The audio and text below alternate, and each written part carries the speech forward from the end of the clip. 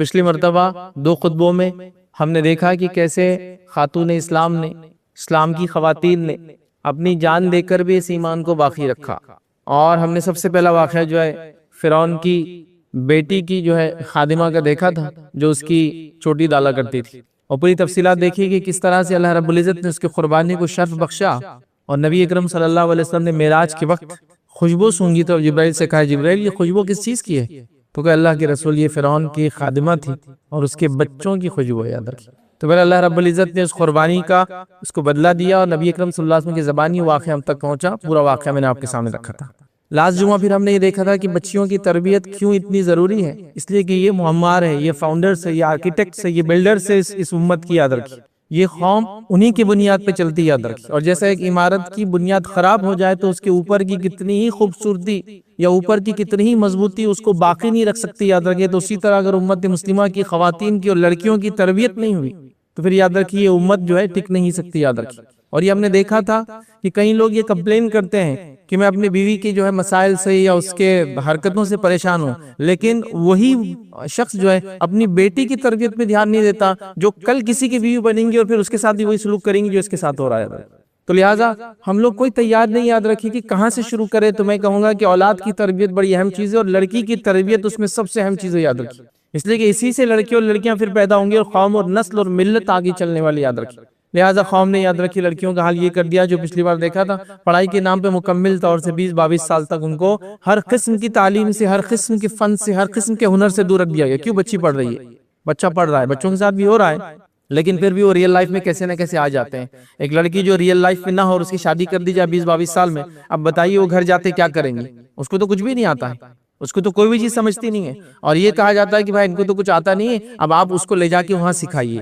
یہ کیسے ممکن ہو سکتا ہے؟ درکی تو بہرحال یہ بڑی اہم چیز ہے۔ آئیے چند اور واقعات آپ کے سامنے رکھوں گا، کیونکہ ہم نے طے کیا تھا کہ کچھ اہم اور واقعات ہم دیکھیں گے، اور ہر ایک واقعے سے ہم ایک نصیحت اور ایک سبق لینا چاہ رہے ہیں۔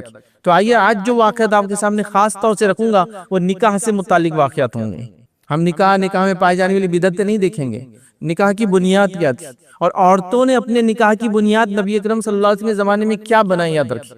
کیونکہ آج بھی یہ نکاح کے مسائل، یہ عشق مزاجی کے مسائل، چونکہ نکاح سے پہلے آج کل عشق مزاجیوں کا سسٹم ہے، اور اس کے بعد امت مسلمہ کی خواتین کا یا لڑکیوں کا اس قدر خوبصورتی پر، جو دنیاوی خوبصورتی ہے جس کو چہرے کا عشق بولتے ہیں عام زبان میں، یاد رکھیے۔ اس کو محبت نہیں بول سکتے عربی زبان کے اندر، یاد رکھیے۔ وہ چہرے کا عشق ہوتا ہے، یاد رکھیے۔ اس میں اس قدر مبتلا ہو چکی ہے، یاد رکھیے، کہ ہر آدمی دوسرا آدمی پریشان ہے کہ بولتا رہے بچیوں کو یہ سمجھاؤ، بچی سمجھ نہیں رہی، بچی نے پکڑ کے لا لی، بچی نے ہاتھ پکڑ کے لا لی، بچی بھاگ کر چلے گی، بچے نے بھگا کے لے کے چلا گیا، فلاں ہو گیا۔ تو یہ مسائل بالکل رونما ہو رہے اور سامنے آ رہے ہیں، اور والدین کو اس کی خبر نہیں، اور والدین کو خبر ہوں گی بھی کیسے؟ چونکہ والدین کا، اور میں نے سرپرستوں کا اور ذمہ داروں کے بارے میں پچھلی بار بات رکھی تھی، ہم نے برقعے کے نام پہ عورت کو اچھوتی بنا دیا سیدھا۔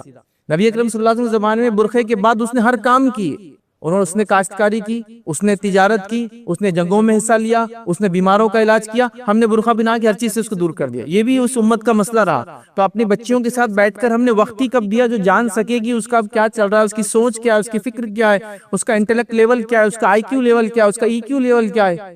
آئی کیو لیول تو لوگ جانتے ہیں جو ایجوکیشن سے ریلیٹڈ ہے۔ ایموشنل کوشچن اس کا مطلب وہ بھاوک کس کے لیے ہے، اس کے ایموشنز کس کے لیے، کبھی جاننے کی کوشش نہیں کی۔ وہ لڑکی ہے، بڑی ہوں گی، میں بولوں گا ایسے شادی کرو اور وہ شادی کر لیں گی، نہیں ہوتا۔ اب گیا وہ زمانہ کہ آپ بولیں گے اور وہ کر لیں گی۔ ابھی آپ بولتے اختلاف شروع ہوگا گھر کے اندر، چند دنوں بعد پھر ایک ماں کی بولیں گی کہ بچی ایسا بول رہی تھی، بچی ویسا بول رہی تھی۔ تو سوال یہ کہ اس پوزیشن میں آنے سے پہلے آپ نے بچوں کے ساتھ بیٹھ کر بات چیت کیوں نہیں کی؟ میں یہ نہیں کہہ رہا ہوں کہ باپ اپنے بچوں کو بلا کے بولے اور بیٹا کیا چل رہا ہے کالج میں، کس سے عشق مزاجی چل رہی ہے مجھے بتاؤ، وہ نہیں بول رہا ہوں میں، لیکن ایک انٹلیکچوئل لیول پہ بات چیت، بچوں کا ہارمونل چینجز آ رہے ہیں، ان کی سوچ، ان کی فکر کدھر جا رہی ہے، اس پہ ہم کوئی کنٹرول نہیں کر رہے، اور آخر میں شادی سے پہلے بول رہے کہ بچی میرا سن نہیں رہی، اس کی اصلاح کرو، اس کو سمجھاؤ۔ کسی مسلم لڑکے کے ساتھ شادی کا بول رہی تو اچھی بات ہے، خیر ہی بولوں گا ابھی تو آج کے زمانے میں، لیکن اگر کسی نان مسلم سے شادی کا بول رہی تو پھر تو پریشان پہ پریشانی ہے آپ لوگوں کے لیے۔ کیسے کریں گے؟ شریعت نے ہمارے لیے کنڈیشن لگائی، یاد رکھیں، کہ ایک مرد اگر نکاح کرے تو اس کے نکاح میں مومنہ آ سکتی ہے یا پھر کتابی آ سکتی ہے، اور اگر ایک عورت شادی کی بات کرے تو اس کے نکاح کے اندر ایک مومن ہی آ سکتا ہے، کوئی آپشن نہیں ہے۔ تو ایک مشرک کا تو سوال ہی نہیں آتا ہے، وہ اچھا انسان ہے، برا انسان ہے، وہ سیکنڈ کیس ہے، اس پہ کوئی ڈسکشن نہیں ہے۔ ہمارا پرائمری ڈسکشن یہ ہے کہ ہمارے پاس اس کی اجازت نہیں ہے، یہ سمجھ رہے نا؟ جیسا مثال کے طور پہ بچہ بہت اچھی گاڑی چلاتا ہے لیکن 18 سال کا نہیں ہے تو لائسنس نہیں ہے تو گاڑی نہیں چلا سکتا، چاہے کتنی اچھی چلا سکتا ہوں گا، رولز کا مسئلہ ہے، ریگولیشن کا مسئلہ ہے، ٹھیک ہے؟ تو آپ سمجھیے اس چیز کو، تو پھر انسان پریشان ہے۔ آپ بولے اس کی اصلاح کیجئے، کون آ کے اس پہ وہ کریں گا؟ آپ کسی کے پاس میجک بانڈ جادوئی چھڑی تو نہیں تھی گھمائے اور بچی کی اصلاح ہو گئی، بچے کی اصلاح ہو گئی؟ ایک لڑکی کی اصلاح کرنا لڑکی کے مقابلے میں بہت مشکل ہے، یاد رکھیے۔ ایک عورت کے احساس کو سمجھنا مرد کے احساس کے مقابلے میں بہت مشکل ہوتا ہے، یہ سمجھ لیجئے، آپ یاد رکھیے۔ تو لہٰذا آپ کیسے کریں گے؟ اسلام فورس میرج کی اجازت نہیں دیتا ہے، آپ زبردستی کسی کی شادی نہیں کر سکتے ہیں۔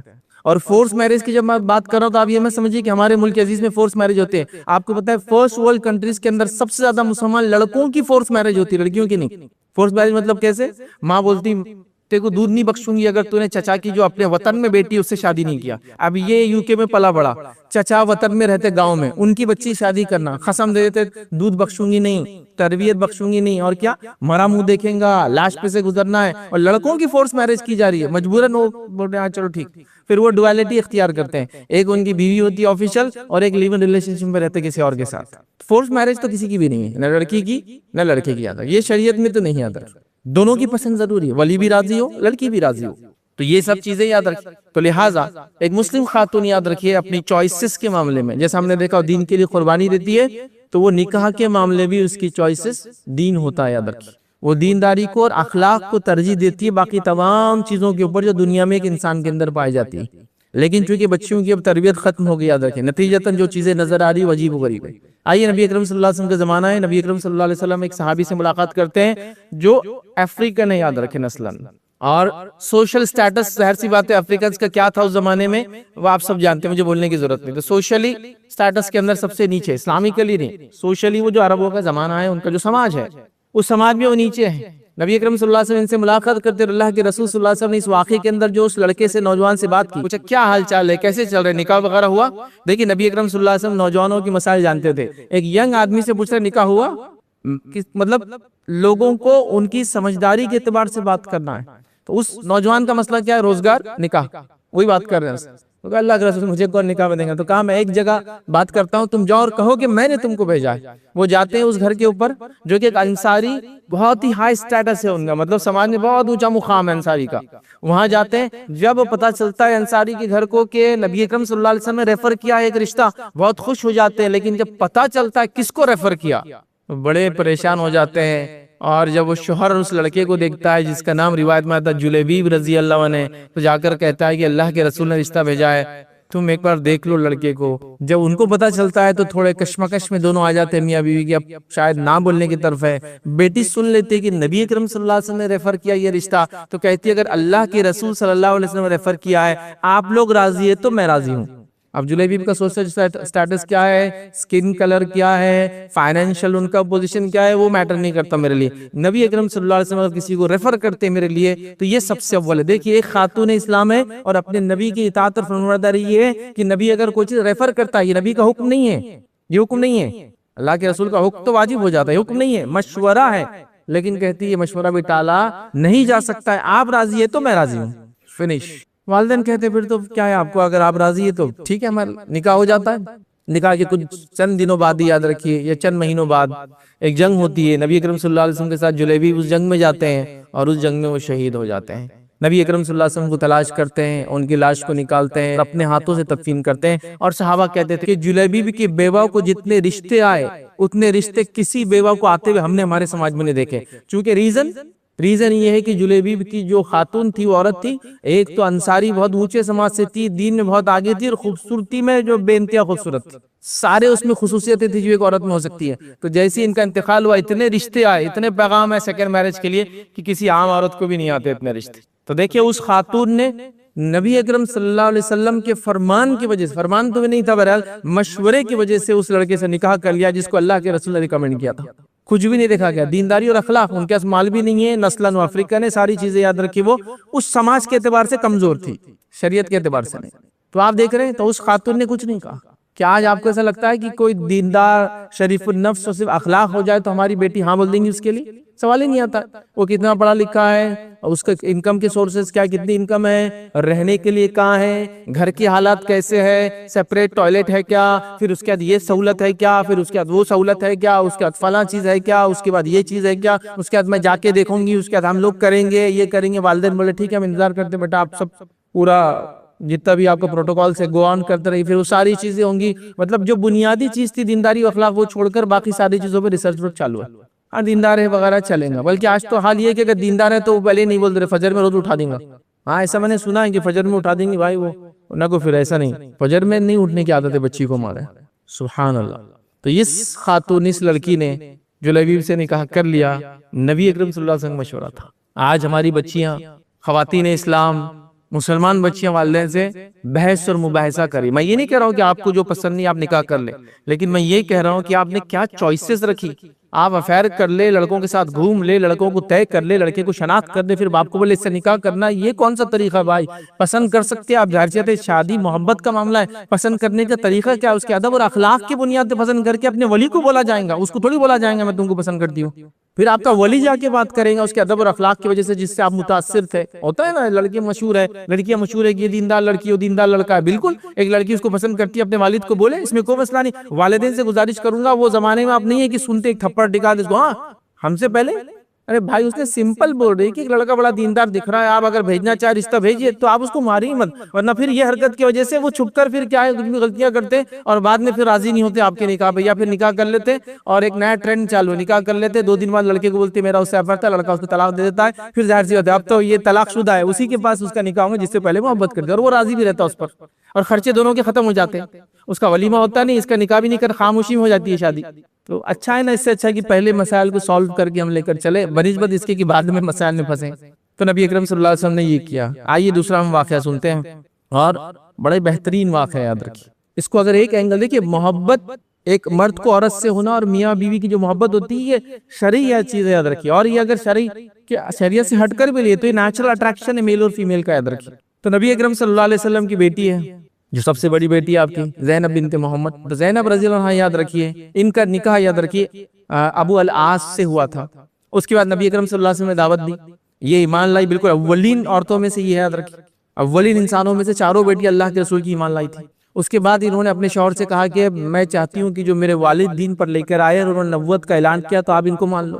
ابو العاص نے کہا کہ یہ طریقہ تو بالکل درست نہیں ہوا کہ مکے والے مجھ سے یہ کہے کہ تم نے اس لیے مان لیا کہ تمہارے سسر ہے محمد چونکہ تم بیٹی سے، یہ تو طریقہ صحیح نہیں ہے، میں دیکھوں گا اس کو۔ لیکن ایک زمانہ گزر گیا، اس کے بعد نبی اکرم صلی اللہ علیہ وسلم نے ہجرت کرنے کا ارادہ کیا تو بعد میں انہوں نے ہجرت کی۔ تو اس سے سمجھ میں آ رہا وہ کتنی شدید محبت کرتی تھی اپنے شوہر سے اور چاہتی تھی کہ وہ اسلام پر آ جائے، لیکن ظاہر سی بات ہے جسمانی دوری رکھے ہوئی تھی، یاد رکھیے، تاکہ شوہر بھی اسلام قبول کر لے تو پھر زندگی گزر جائے، چونکہ ایک ظاہر سی بات ہے ایمان نہیں ہے نا ابھی، تو جن کے نکاح ہوئے بھی ہوتے تھے ان کو توڑا نہیں جاتا تھا، اگر بیوی بھی ایمان لا لے شوہر بھی تو کنٹینیو ہوتا تھا، اگر نہ لائے تو ویٹنگ پیریڈ ہوتا تھا، اس کے بعد بھی نہ لائے تو پھر وہ سپریشن ہو جاتا تھا۔ تو یہاں ویٹ کر رہے تھے ابھی کہ میں ویٹ کر لیتی ہوں، ہو سکتا شوہر سمجھ جائے چیزوں کو۔ ایک لمبا عرصہ آپ نے ویٹ کیا، اس کے بعد جنگ بدر میں یہ آ گئے، چونکہ مشرکین ریڈی ہو گئے جنگ کے لیے۔ ان کی بیٹی نے کہا اللہ کے رسول کی کہ تم کیسے جاؤ گے لڑنے کے لیے میرے والد سے؟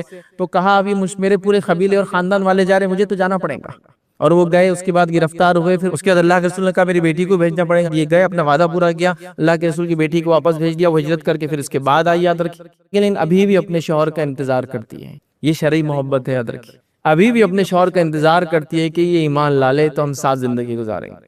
ایک لمبا عرصہ گزارتی ہے، یاد رکھیے۔ اور اس کے بعد بہرحال ایک واقعہ ہوتا ہے، وہ اس واقعات میں ہم نہیں جاتے ہیں۔ اس کے بعد ابو العاص یاد رکھے اسلام قبول کرتے ہیں، اور اسلام قبول کرنے کے بعد مکہ جاتے ہیں، مکہ میں اعلان کرتے ہیں کہ میں اسلام قبول کر رہا ہوں، اور واپس مدینہ رہنے آتے ہیں۔ اس کے بعد 1 یا 2 سال دونوں ساتھ رہتے ہیں اور ان کی وفات ہو جاتی ہے، ان کا انتقال ہو جاتا ہے۔ تو محبت یاد رکھیے یہ شرعی محبت تھی ان کی، کہ اپنے شوہر کا انتظار کرتی رہی کہ واپس آ جائے، ایمان میں آ جائے۔ ایمان میں نہیں تھے تو یہ نہیں کہا کہ میں بھی تمہارے ساتھ جو تم کرو گے، بالکل جسمانی دوری کے ساتھ ان کے ساتھ رہی اور ان کو دعوت دیتی رہی، یاد رکھ۔ تو انہوں نے اپنے ایمان کو مقدم رکھا، آلریڈی میرڈ تھی، اگر میرڈ نہ ہوتی تو پھر تو ایسا کوئی سوال ہی نہیں آتا تھا۔ اندازہ لگائیے ایمان کو اتنی ترجیح دی جاتی تھی، ایمان ہے ہی ایسی چیز، یاد رکھ۔ جب یہ نہیں سمجھ میں آتا تو پھر ہماری بیٹیاں یہ کہنے پہ بھی مجبور رہتی ہے، یہ بھی کہہ دیتی ہے کہ میں اس سے شادی کرنے کے لیے اپنا مذہب بھی تبدیل کر سکتی ہوں، کیونکہ ایمان کی اہمیت ہی نہیں ان میں جاگی نا۔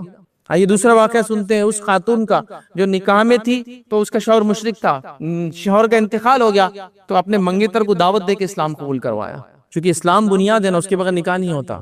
ام سلیم رضی اللہ عنہا، سب نے ان کا واقعہ سنا ہوگا۔ ام سلیم رضی اللہ عنہا یاد رکھیے، ان کے شوہر جو ہے انس بن مالک کی والدہ ہے، ان کے شوہر ابو انس ایمان نہیں لائے تھے، سفر پہ جاتے تھے وغیرہ کرتے تھے۔ ایک بار سفر سے آئے تو ننھے منھے انس سامنے تھے، ان کی ماں نے کہا کہ کہو انس لا الہ الا اللہ۔ شوہر نے کہا یہ کیا ہے، تم تو بگڑ گئی ہو، مطلب بے دین ہو چکی ہو، مطلب ان کے مطابق جو دین ان کا تھا وہ چھوڑ چکی ہو، اب میرے بیٹے کو بھی خراب کر رہی۔ لیکن ننھے منھے انس نے اپنے والد کی بات نہ مانتے ہوئے ماں کی بات مانی اور لا الہ الا اللہ کہہ دیا۔ اس کے بعد بہرحال یہ کہیں تو بھی گئے سفر پہ، ان کا انتقال ہو گیا۔ جب انتقال ہو گیا یاد رکھیے انہوں نے عدت گزار لی تو ان کا دوسرا رشتہ آیا۔ تو یہاں دیکھیے شوہر کے نکاح میں لیکن دین اور ایمان کو ترجیح دی جا رہی ہے، بچے کو دعوت اسلام دی جا رہی ہے، شوہر کو دعوت اسلام دی جا رہی ہے، اور انتظار کیا جا رہا ہے کہ شوہر اسلام میں آ جائے۔ شوہر اسلام میں نہیں آیا، شوہر کا انتقال ہو گیا، شوہر دنیا سے چلے گیا، آپ نے اپنا ایمان نہیں چھوڑا۔ اب دوسرے نکاح کی باری آئی، جب دوسرے نکاح کی باری آئی تو ابو طلحہ نے ان کو رشتہ بھیجا، یہ مسلمان نہیں ہوئے تھے ابھی۔ ابو طلحہ انصاری یاد رکھے، بہت مشہور صحابی ہے، یہ ایمان نہیں لائے تھے، انہوں نے رشتہ بھیجا۔ جب یہ رشتہ آیا تو ام سلیم نے کہا کہ ابو طلحہ ایسے شخص نہیں ہے کہ جس کا رشتہ ٹالا جا سکتا ہے، تو کہا چلو بات کرتے ہیں۔ ابو طلحہ سے بات کی، کہا ابو طلحہ تم ان لوگوں میں سے نہیں ہو کہ جس کا رشتہ ٹالا جا سکتا ہے، کہ ٹال دے کہ بھائی میں شادی نہیں کروں گی، لیکن میں ایک مسلمان خاتون ہوں اور تم ایک مشرک ہو، اور ایک مسلمان کا نکاح مشرک سے نہیں ہو سکتا۔ اگر تم سوچتے ہو ایمان کے بارے میں تو پھر ہم آگے ڈسکس کر سکتے ہیں اس بات کو۔ ابو طلحہ نے پھر اسلام پہ غور و فکر کیا اور اسلام لایا، اور اس کے بعد ام سلیم نے کہا کہ تمہارا اسلام لانا ہی میرے لیے مہر ہے۔ اور صحابہ کہتے تھے ام سلیم سے اچھا مہر ہم نے کس کا بھی نہیں دیکھا، ابو طلحہ کا اسلام ان کے لیے مہر تھا۔ تو منگیتر کی اصلاح کر کے اسلام قبول کروا دیا، شوہر کافر تھا تو اس سے دوری اختیار کر کے دعوت دیتی رہی، ایمان کا سودا کہیں بھی نہیں ہوا پورے اس کے اندر، یاد رکھیں یہ سب سے مین چیز یاد رکھیں۔ آج چہرے کے عشق نے ہماری لڑکیوں کو یاد رکھیے وہ ایمان کا سودا کرنے پہ مجبور کرتے ہیں۔ لوگ کہہ رہے یہ ٹریپ وہ ٹریپ، میں وہ ٹریپس کی بات نہیں کرتا ہوں، میں سمپل یہ بات کرتا ہوں کہ آپ اگر اپنے آپ کو با ایمان رکھیں گے تو کتنے بھی ٹریپس آئے آپ نکلتے جائیں گے، لیکن ہمارے ہی چیز میں پروڈکٹ میں کمزوری ہوگی تو پھر سمپل ٹریپ بھی آپ کو پھنسا سکتا ہے۔ ایک بچے کو گاڑی چلانا ہی نہیں آتی ہے تو وہ تو کک مارتے جا کے دیوار سے ٹکرانے والا ہے، اور ایک پرفیکٹ ڈرائیور ہے، اس کو آپ نے گاڑی خراب دے دی، اس کا بریک فیل کر کے بھی دیا تو کچھ نہ کچھ کر کے وہ کم سے کم زخم دوسروں کو اور اپنے آپ کو کر کے بچانے کی کوشش کرے گا۔ تو ہم کو اپنے آپ کو تیار کرنا ہے، حالات کیسے بھی رہیں گے، حالات سے لڑنے کے بدلے کہ وہ تم ایسا مت کرو ہماری بچیوں کے ساتھ، ہم کو یہ کرنا پڑے گا، ان کو تیار کرنا پڑے گا، تم کو بولنا پڑے گا یہ چیز، کہاں کہاں آپ رہیں گے بچیوں کے ساتھ۔ تو آج ہم دیکھ رہے ہیں ہماری بچیاں اپنے ایمان کا سودا کر رہی ہیں صرف یہ چہرے کی محبت کے چکر میں، اور یہ صحابیات تھی، اور میں کئی ایسے واقعات لے سکتا ہوں، انہوں نے اپنا سب کچھ قربان کر دیا ایمان کے خاطر۔ تو میں کہوں گا، گزارش کروں گا ہر والد سے اور ہر والدہ سے، اپنا لڑکا ہو یا لڑکی ہو، ایمان کی اہمیت دلوں میں ایسی جگائیے اور ایسی راسخ کیجیے، ایسی مضبوط کیجیے کہ اس کو لگے دنیا میں سارے سودے ممکن ہے، ایمان کا سودا چھوڑ کر سارے سودے ممکن ہے، میں یہ کر لوں گا گھاٹے میں گھر بیچ دوں گا، یہ کر لوں گا بزنس چھوڑ دوں گا، یہ ہوں گا، ایمان کا سودا نہیں کر سکتا۔ ایمان کے مقابلے میں کچھ نہیں ہے، اگر کوئی میری جان بھی لے لے تو ایمان کے لیے وہ قربان، لیکن میں ایمان کے مقابلے میں کوئی سودا نہیں کر سکتا۔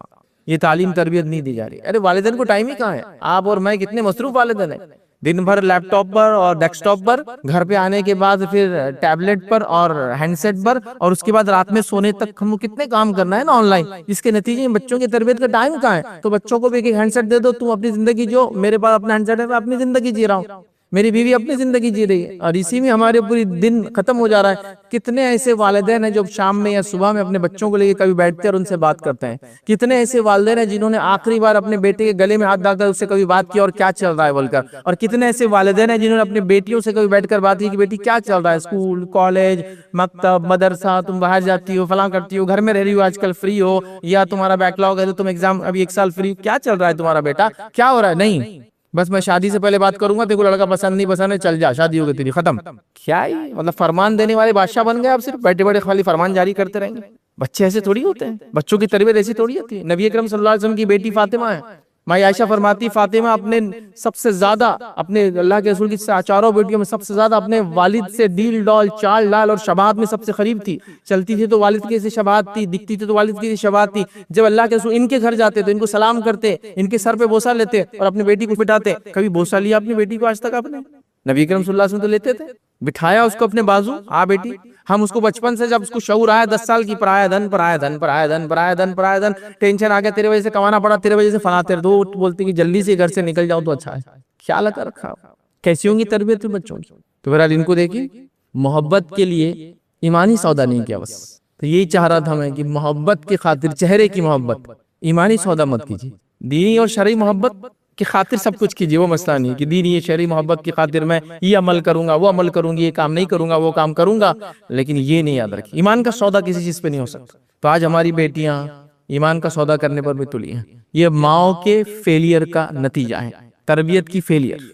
تو ہم کسی اور تنظیم کو کوسنے سے پہلے اپنے آپ کو ہم کریں گے کہ تربیت کا مرحلہ ہم نے صحیح دیا کیا. اس کے بعد بھی کچھ ہوگا، دیکھا جائے گا انشاءاللہ. لیکن تربیت کے مرحلے میں ہم فیل گئے تو لوگوں کے لیے وہ آسان ہو گیا نوالا کہ وہ چکر ہے. یاد رکھیے واقعات اردو میں ہو رہے واقعات، تو میں تصدیق نہیں کرتا کسی واقعات کی کہ ایسا ہو رہا ہے ویسا ہو رہا ہے، لیکن چیزیں ہو رہی ہے، وہ چاہے کسی کے ساتھ بھی ہو وہ درست نہیں آتی. کیا ایک مسلم خاتون کو شریعت اجازت دیتی ہو کسی مسلم کے ساتھ بھی یہ کام کرے؟ پہلے نہیں.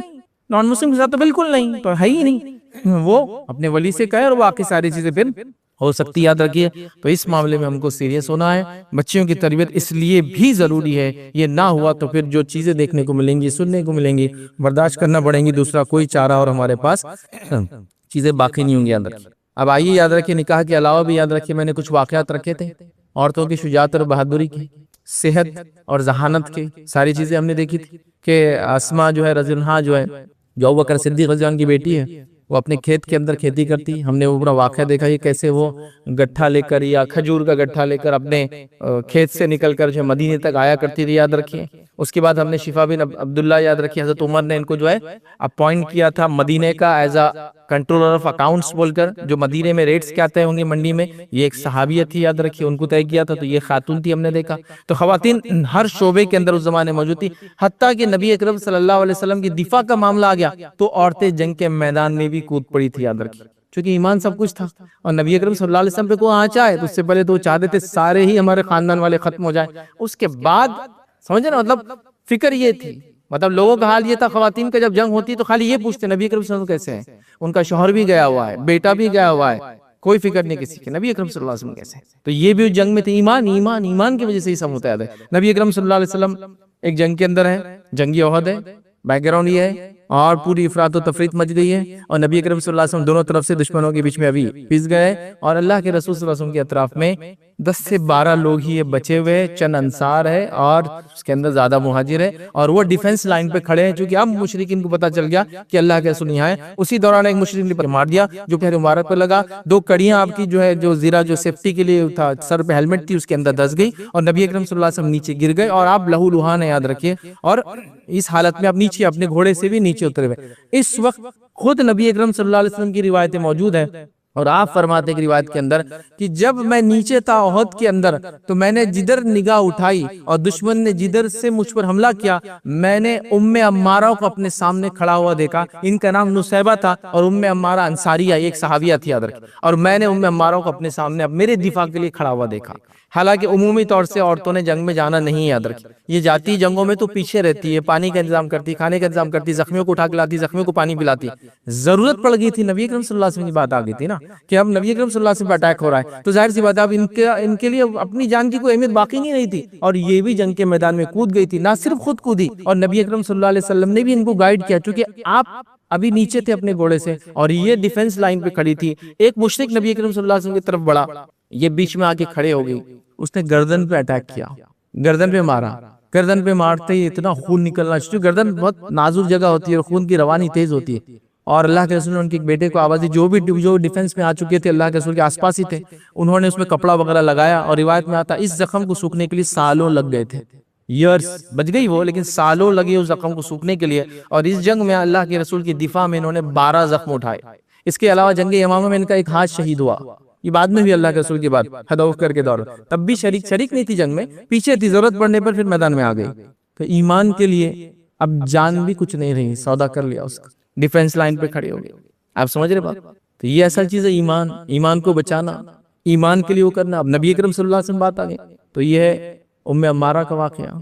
سمیہ کا واقعہ تو آپ سب جانتے ہیں رضی اللہ عنہا، اب اس کو ریپیٹ کرے کوئی فائدہ نہیں. یہ اسلام کے لیے پہلا انسان ہے جس نے شہادت دی، عورت نہیں، پہلی عورت بولنا غلط رہے گا، پہلا انسان ہے اور وہ ایک عورت تھی جس نے اسلام کے لیے شہادت دی، اور دوسرا انسان جس نے اسلام کے لیے شہادت دی انہی کے شوہر تھے اور وہ مرد تھے. لیکن تو اسلام کے لیے پہلی شہادت ایک عورت نے پیش کی، دوسری شہادت ایک مرد نے پیش کی. دونوں میاں بیوی، ہسبینڈ اینڈ وائف ہے، اور دونوں غلام تھے، اور ان کے بیٹے عمار یہ بھی غلام تھے. اس غلام خاندان کو بہت مشرکین نے تنگ کیا، اتنا تنگ کیا کہ کبھی کبھار دھوپ میں کھڑے کر دیتے. اللہ کے رسول وہاں سے گزرتے اور کہتے تھے کہ اے آل یاسر، ان کی شوہر کا نام یاسر تھا، تم صبر کرو، تمہارا ٹھکانہ جنت میں میرے ساتھ ہوگا. تو انہوں نے قربانی دی. اور ابو جہل انتظار ہی کرتا رہے گا کہ کبھی سمیہ کے چہرے پہ میں کوئی ایسی چیز دیکھوں گا جس سے مجھے خوشی ہوگی، چونکہ شوہر بھی مان نہیں رہا تھا، بیٹا بھی مان نہیں رہا تھا. عورت کمزور ہوتی ہے، اس کو لگا کہ یہ کمزور ہے، شاید مان جائے، شاید پلٹ جائے اسلام سے. آخر تک نہیں پلٹی اسلام سے، حتیٰ کہ جو اسلام کے لیے جان دے دی، اور ابو جہل نے ان کو قتل کر دیا. بہت تکلیف ایزا دی، اور بعد میں پھر نیزے کے ذریعے ان کو مار دیا. یاد رکھیے. اور بہرحال چلے گی دنیا سے، ہنستے ہنستے چلے گی. تو اسلام کے لیے اس خاتون نے جان دے دی. اور آج ہماری خاتون کسی سے محبت کے چکر میں جان لینا چاہ رہی ہے، خود کی بھی اور دوسروں کی بھی. یہ دے رہے ہیں اپنی جانیں، یہ لینا چاہ رہی ہے. یاد رکھیے، ہے نا، میں جان لے لوں گی اپنی اگر مجھے فلاں نہیں ملا تو. حالانکہ اس کا دینداری میں مسئلہ، اس کے اخلاق میں مسئلہ، دنیا بھر کا برا آدمی، کیسے بچی کو کوئی دیں گا؟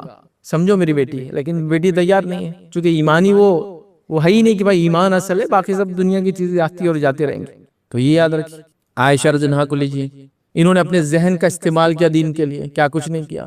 یہ ایک عالمہ تھی، اور ان سے کئی لوگوں نے، مردوں نے آ کے علم حاصل کیا. روایتوں میں الفاظ ہے کہ اتنے لوگوں نے آ کے ان سے علم حاصل کیا، اور کئی باتیں نبی اکرم صلی اللہ علیہ وسلم کی انہوں نے بیان کی، اور جو ہم تک پہنچی جو ان کے علاوہ کسی نے بیان نہیں کی. ان کے بھانجے اور ان کے بھتیجے کے ذریعے بہت ساری باتیں ہم تک آئی، جو روایتیں، چونکہ دونوں کے لیے محرم تھی، ایک کی خالہ تھی، ایک کی پھوپھی تھی، اور دونوں آتے تھے اپنے خالہ کے پاس. آتے تھے عبداللہ بن زبیر، یہ سگے بھانجے ان کے، اسماء بنت ابوبکر کی بیٹے ہیں وہ، یاد رکھیے. تو اپنی خالہ کے پاس آ کے علم حاصل کرتے تھے.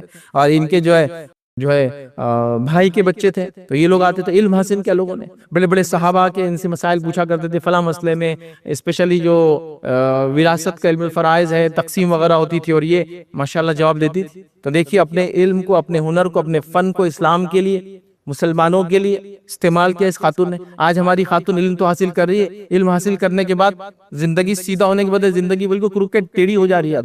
پھر یہ علم تو کام کا نہیں رہا. اس علم نے ان کو جو ہے دنیا آخرت میں کامیاب کر دیا. ہمارا علم دنیا آخرت میں ہم کو ناکام کر رہا ہے، تو پھر علم کیا کام کا؟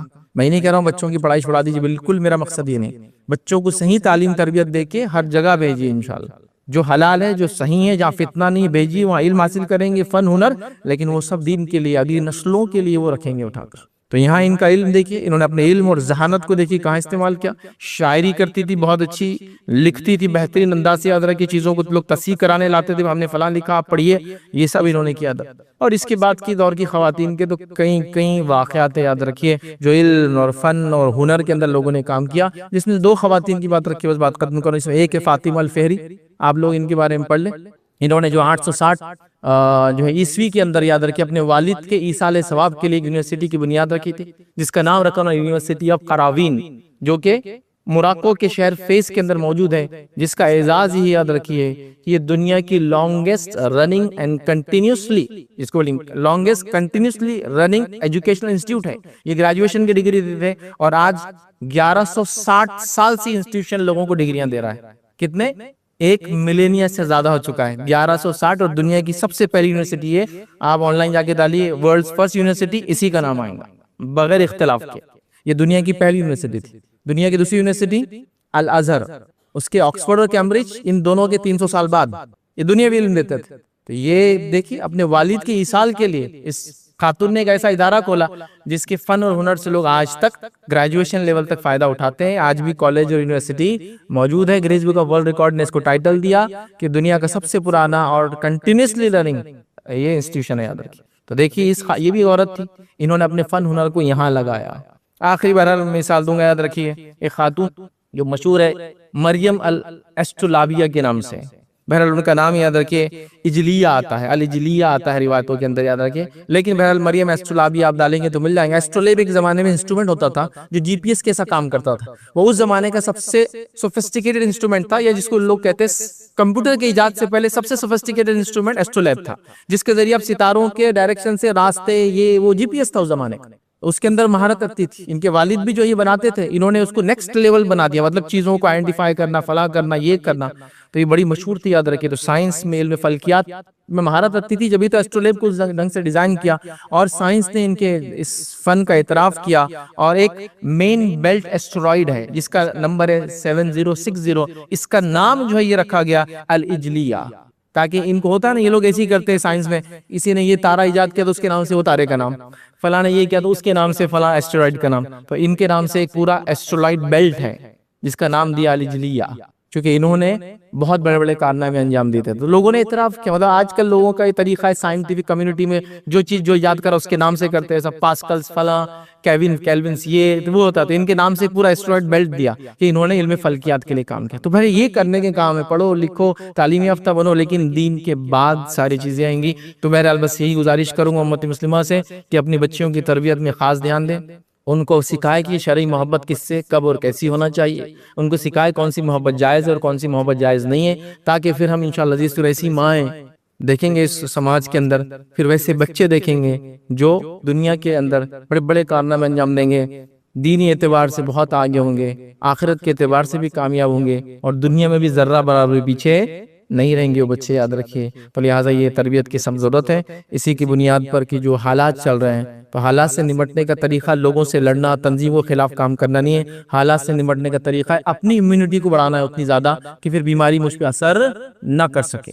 ٹھیک ہے, بیماری سے بھی لڑنا ہے کہ مچھر کاٹ رہے, بیماری ہو رہی, اس کو بھی دور کریں گے, لیکن ہم اپنے آپ کو بھی اتنا طاقتور بنائیں گے کہ اس کا اثر نہ ہو, باڈی خود امیونٹی ڈیولپ. بہرحال تو یہ چند باتیں تھی. اللہ رب العزت سے دعا کہ اللہ سبحانہ تعالیٰ ہمیں حقیقی معنوں میں اپنی بچوں کی صحیح سے تربیت کرنے کی توفیق عطا فرمائے. اللہ رب العزت جو ہے امت مسلمہ کو اس معاملے میں فکر مند ہونے کی جو توفیق دے کہ اپنے بچوں کی تربیت کے تعلق سے وہ جو حساس اور فکر مند ہو. اللہ رب العزت ہمارے بچوں کو ہماری زندگی میں آنکھوں کی ٹھنڈک بنائے, اور ہمارے مرنے کے بعد ہمارے لیے ثواب جاریہ بنائے. جب تک ہمیں زندہ رکھے, ایمان و اسلام پر زندہ رکھے, خاتمہ ایمان پر ہو. وآخر دعوانا ان الحمدللہ رب العالمین. اب جو ان مہینوں میں کچھ اعمال ہم غلط کرتے ہیں, جو بدعت ہے, ان کا تذکرہ کرتا ہوں. پہلا عمل جو اس مہینے میں کیا جاتا ہے, جس کو سنت سمجھا جاتا ہے اور بڑے اہتمام سے لوگ کرتے ہیں, اور راسخ جو اپنے آپ کو دین کے اندر جن کو ہم راسخ پاتے ہیں, جو بہت قدیم قسم کے لوگ ہیں, جو بہت شدید اعتبار سے اسلام پر عمل کریں, جو عمل کرتے ہیں اس مہینے میں, جو ثابت نہیں ہے. دیکھیے عمل کتنا زیادہ ہو, کتنا پیسہ خرچ کرنے والا ہو, کتنی محنت اس میں لگ رہی ہو, وہ تمام چیزیں ایک بازو رکھ دیجیے. اصل چیز ہے کہ اللہ کے رسول اور صحابہ نے صلی اللہ علیہ وسلم, بس یہ اگر کیا تو پھر آپ کریے, ڈٹ کر کریے, نہیں کیا تو بچیے اور ڈٹ کر بچیے. تو آئیے سب سے پہلی چیز جو کرتے ہیں وہ ہے صلاۃ الرغائب.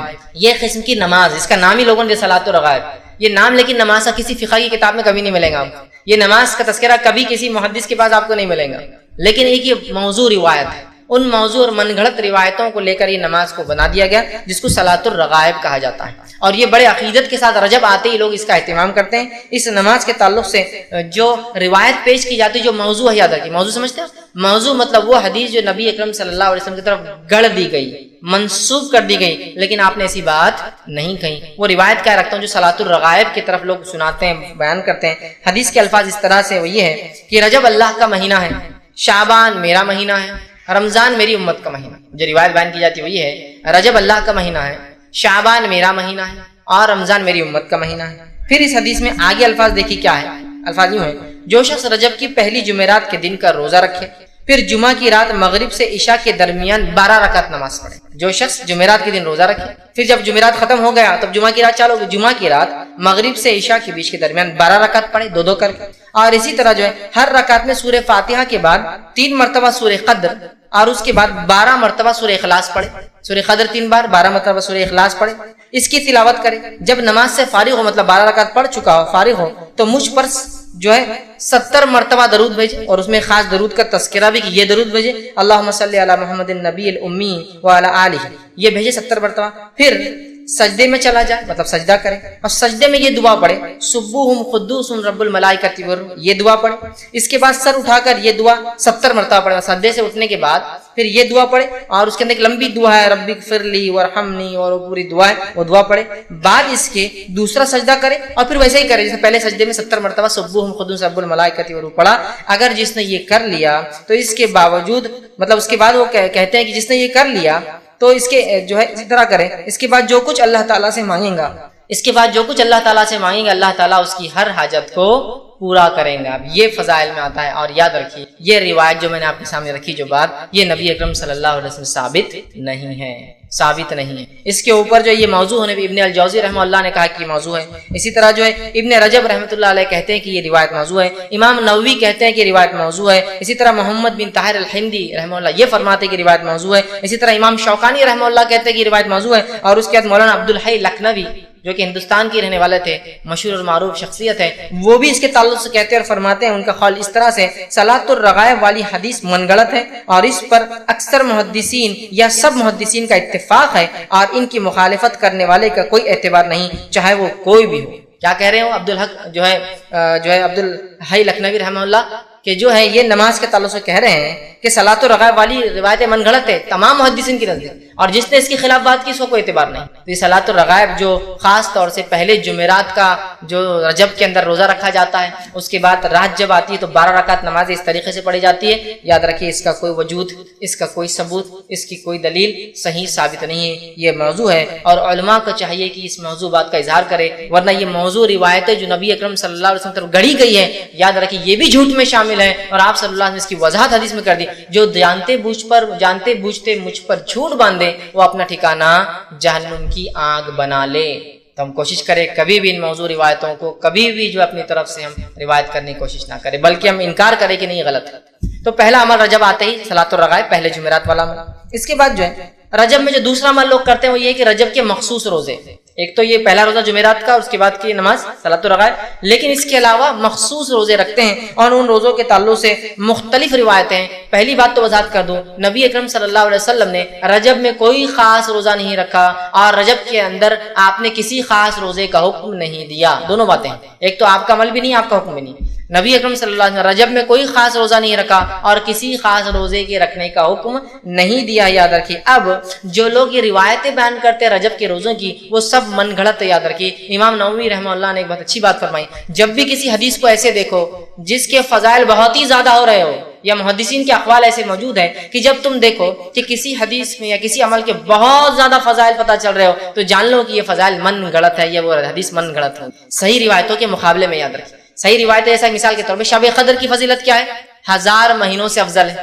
اب کوئی کہے شب قدر کے علاوہ کوئی ایک رات آتی ہے وہ 1000 مہینے نہیں 2000 مہینوں سے افضل ہے تو آپ سمجھ جائیے کہ یہ گڑبڑ ہے کہ تو ہائیسٹ لیول آف ثواب رات میں جاگنے کا وہ 1000 مہینہ ہے. اب کچھ لوگوں نے اس کو اگر ہم 1000 مہینوں کو اگر سالوں میں کنورٹ کرے تو ہوتا ہے 83.83 سال اور 3 مہینے.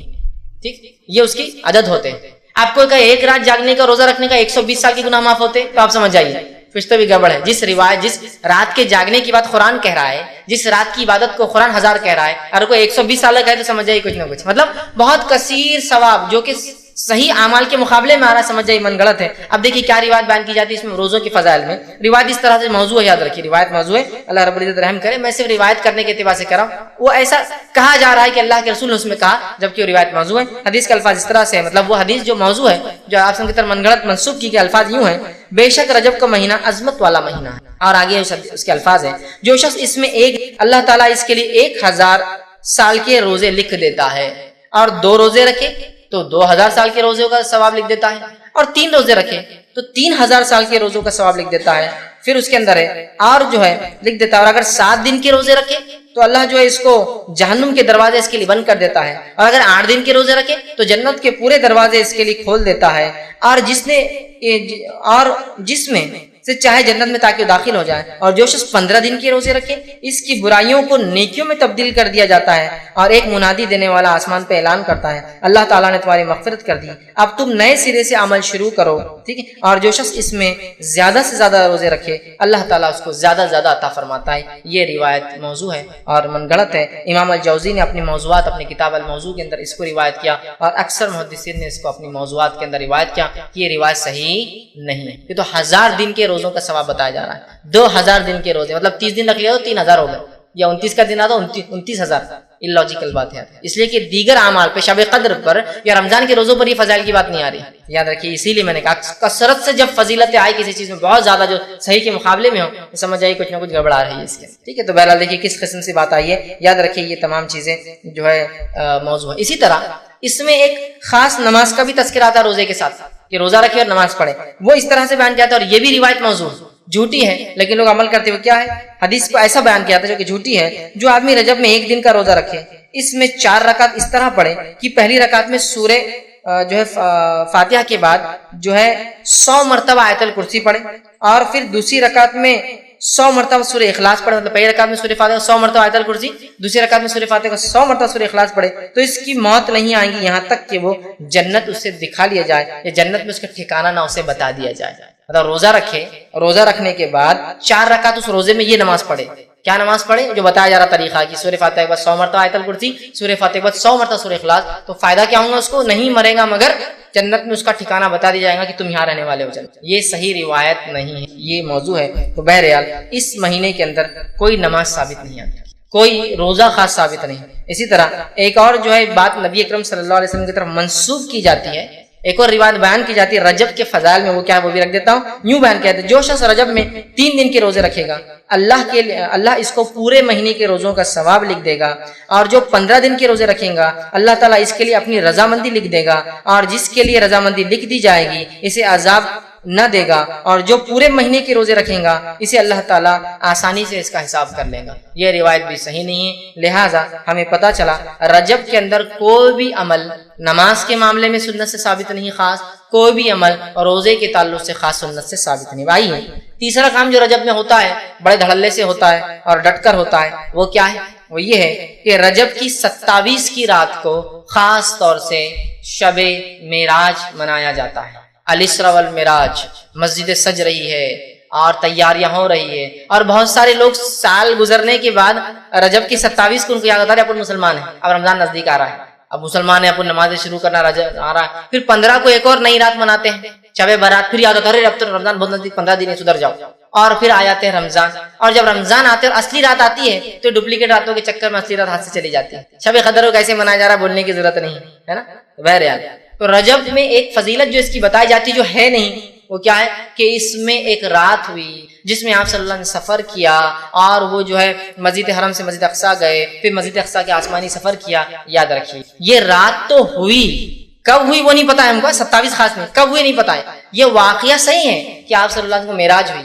اب بہت سے لوگ ہوتے ہیں وہ بولتے ہیں کہ جو ہے قرآن کے اندر معراج کا تذکرہ ہے، قرآن کے اندر معراج کا، اس لیے ہم منانا چاہیے. قرآن کے اندر الحمدللہ معراج کا تذکرہ کہیں بھی نہیں. قرآن کے اندر تذکرہ اسراء کا ہے. قرآن کے اندر تذکرہ اسراء اور معراج کیا ہے بتا دیتا ہوں. اسراء کہتے ہیں اس سفر کو جو آپ صلی اللہ علیہ وسلم نے مسجد حرم سے مسجد اقصیٰ طے کیا، یہ اسراء.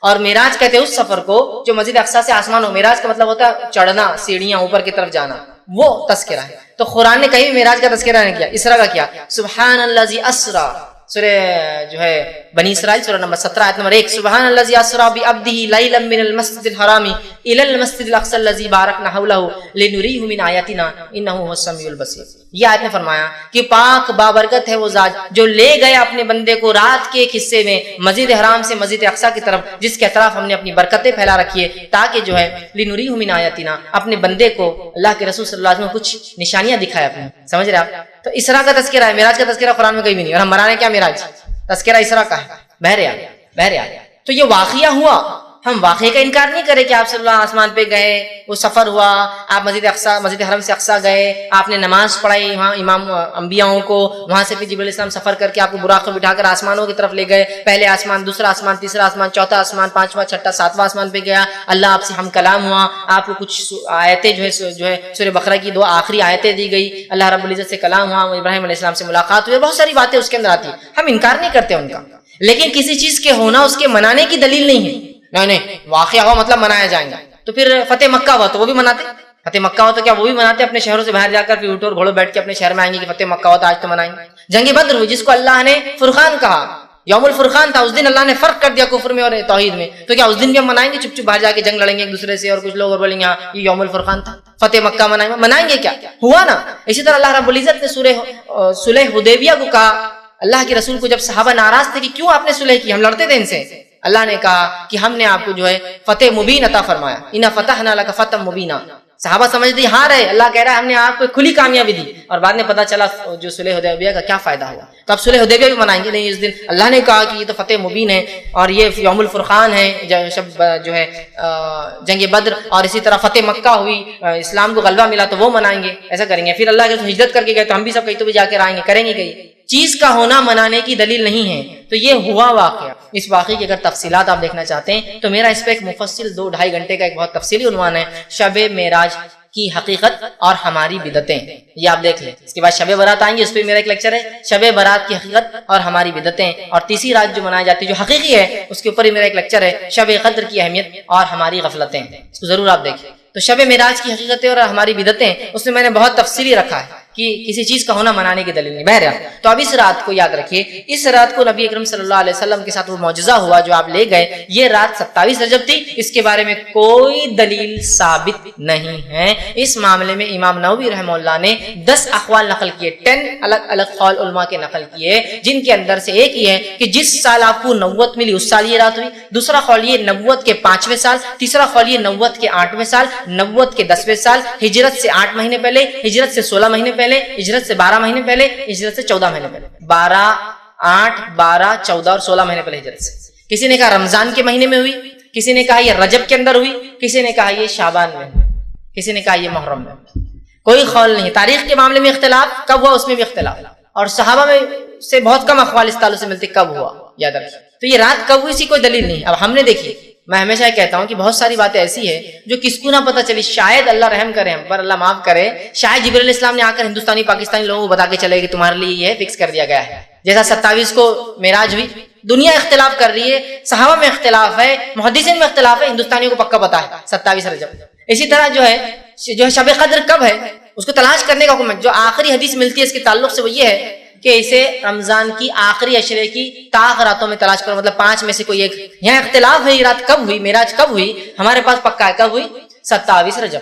آپ 27 رجب کو بہرحال دیکھیے، کسی چیز کا ہونا اس کے منانے کی دلیل نہیں ہے، اب ہوا اب منانا شروع ہو گیا ہے نا۔ کیسے راتوں کو مسجدیں سجائی جا رہی، نہایا جا رہا ہے، تیار ہوا جا رہا ہے، انتظام کیا جا رہا ہے، مخصوص پکوان اور میٹھے، اور ظاہر سے کوئی بدعت بغیر میٹھے کی تو کمپلیٹ ہوتی نہیں ہے، مخصوص میٹھے بنائے جا رہے ہیں، اسی طرح جو ہے مخصوص لباس بنائے جا رہے ہیں، مخصوص رکعت میں تعداد میں راتوں کی نماز، 100 رکعت نماز، یا پھر ایک نماز ہوتی ہے کہ جو زندگی بھر کے نمازیں چھوٹ گئے، ٹھیک، جو ہے قضائے عمری پڑھی جا رہی ہے۔ اسی طرح جو ہے صبح اٹھ کر پھر 27 کا روزہ رکھا جا رہا ہے۔ یہ تمام کام بدعت ہے۔ وہ رات ہوئی، وہ واقعہ ہوا، اس کے بارے میں ہمیں فکس نہیں پتا وہ کب ہوئی رات اور کیا واقعہ، مطلب واقعہ تو پتا ہے لیکن وہ رات کب ہوئی، کس مہینے ہوئی، کس سن میں ہوئی، ہمیں نہیں پتا۔ لہٰذا اس رات کو یاد کر سکتے آپ کی وہ واقعہ کیا تھا، لیکن منانا یہ بدعت میں شامل ہوگا۔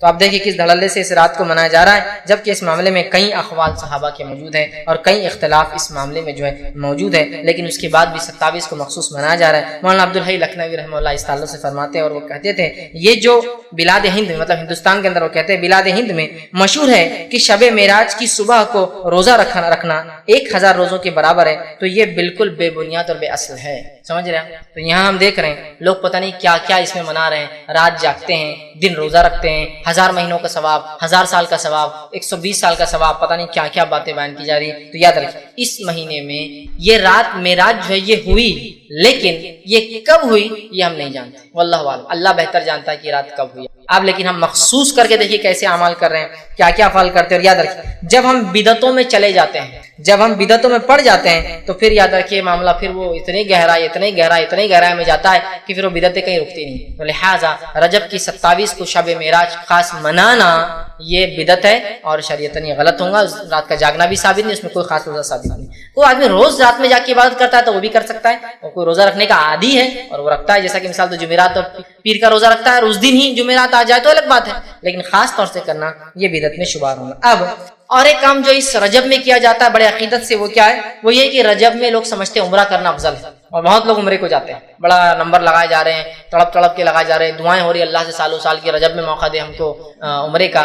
رجب میں آپ صلی اللہ علیہ وسلم سے خود عمرہ کرنا ثابت، اور نہ ہی آپ نے کبھی اس کی کوئی فضائل کسی صحیح احادیث میں بتائی ہے۔ دونوں باتیں یاد رکھیں، آپ صلی اللہ علیہ وسلم سے رجب میں کوئی عمرہ ثابت نہیں ہے، اور آپ صلی اللہ علیہ وسلم سے کسی صحیح حدیث میں کوئی قول ثابت نہیں ہے کہ آپ نے عمل خود عمرہ کیا یا حکم دیا کہ بھائی تم لوگ اس مہینے میں عمرہ کیا کرو، کوئی بات ثابت نہیں ہے۔ یاد رکھیے اس تعلق سے جو بات آتی ہے آپ صلی اللہ علیہ وسلم کے جو عمرے ہیں اس تعلق سے جو بات آتی ہے، ایک روایت یوں آتی ہے جو کہ صحیح مسلم کی حدیث ہے، اور جو ہے عروہ بن زبیر جو ہے وہ فرماتے ہیں، بیان کرتے ہیں کہ ایک مرتبہ عبداللہ بن عمر رضی اللہ عنہما اور میں دونوں مل کے عائشہ رضی اللہ عنہا کے حجرے کے باہر بیٹھے، اور میں نے سوال کیا ابن عمر سے کہ عبداللہ ابن عمر، کیا نبی اکرم صلی اللہ علیہ وسلم نے رجب میں کوئی عمرہ کیا تھا؟